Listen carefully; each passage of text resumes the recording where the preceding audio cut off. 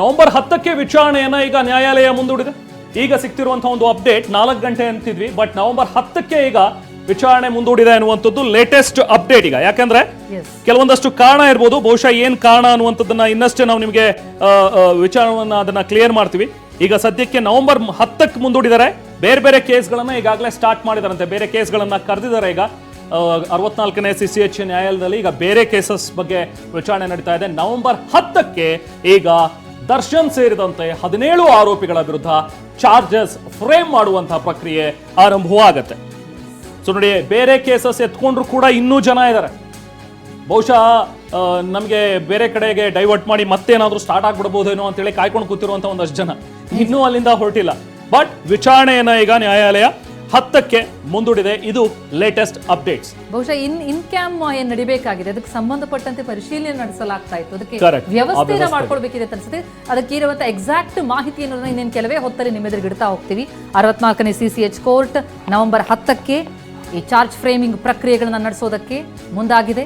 November 10ಕ್ಕೆ ವಿಚಾರಣೆಯನ್ನ ನ್ಯಾಯಾಲಯ ಮುಂದೂಡಿರುವಂಥದ್ದು. ಯಾಕಂದ್ರೆ ಇದರಲ್ಲಿ ಕೊಲೆ, ಸಾಕ್ಷ್ಯನಾಶ, ಅಪಹರಣ, ಬಹಳಷ್ಟು ಆರೋಪಗಳಿದೆ. ಆ ಆರೋಪಗಳನ್ನ ನಿಗದಿ ಮಾಡಿ ಅದನ್ನ ಆಯಾ ಆರೋಪಿಗೆ ವಿವರಿಸಲಾಗುತ್ತೆ. ನಿಮ್ಮ ಮೇಲೆ ಇಂಥ ಆರೋಪ ಇದೆ ಅಂತ.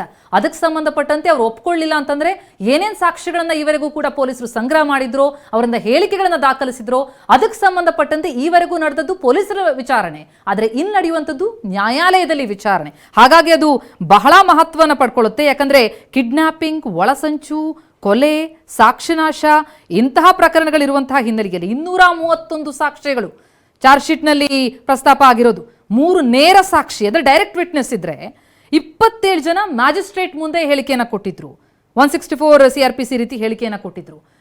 ನಂತರ ನಡೆಯುವಂಥ ಪ್ರಕ್ರಿಯೆ ಇದೆಯಲ್ಲ, ಅದು ಬಹಳ ಮುಖ್ಯ ಆಗುತ್ತೆ ರಮನ್. ಯಾಕಂದ್ರೆ 164 ಹೇಳಿಕೆ ಕೊಟ್ಟಂಥವ್ರು ಅಲ್ಲಿ ಸಾಕ್ಷ್ಯಗಳನ್ನ ವಿಚಾರಣೆ ಮಾಡುವಂಥ ಸಂದರ್ಭದಲ್ಲಿ ಅದಕ್ಕೆ ಸ್ಟಿಕ್ ಆನ್ ಆಗ್ತಾರಾ, ಅಥವಾ ಅವರು ಅದರಿಂದ ಮುಖ ತಿರುಗಿಸಿದ್ರೆ ಅದು ಮುಂದೆ ಬಹಳ ದೊಡ್ಡ ಎದುರಿಸಬೇಕಾಗತ್ತೆ ಅವರು. ಆದ್ರೆ ಇದೆಲ್ಲವೂ ಕೂಡ ಮುಂದೆ ನಡೆಯುವಂತಹ ಅಂತ ಸದ್ಯಕ್ಕೆ ಸಿಗ್ತಾ ಇರುವಂತಹ ಮಾಹಿತಿ, ಈ ಪ್ರಕ್ರಿಯೆ ಏನಿದೆ ನಾವು ಈವರೆಗೂ ಕೂಡ ಏನು ವಿವರಿಸ್ತಾ ಇದ್ವಿ, ಚಾರ್ಜ್ ಫ್ರೇಮಿಂಗ್ ಹಂತ, ಅದು ನವೆಂಬರ್ 10ಕ್ಕೆ ನಡೆಯಲಿದೆ. ಆ ನ್ಯಾಯಾಲಯ ವಿಚಾರಣೆಯನ್ನ ನವೆಂಬರ್ 10ಕ್ಕೆ ಮುಂದೂಡಿರುವಂಥದ್ದು. ಈವರೆಗೂ 4 ಗಂಟೆಗೆ ನಡೀಬಹುದು ಅಂತನ್ನುವಂಥದ್ದನ್ನ ಊಹಿಸಲಾಗಿತ್ತು. ಅಂತದೊಂದು ಹೇಳಿಕೆಗಳು ಕೇಳಿ ಬರ್ತಾ ಇತ್ತು.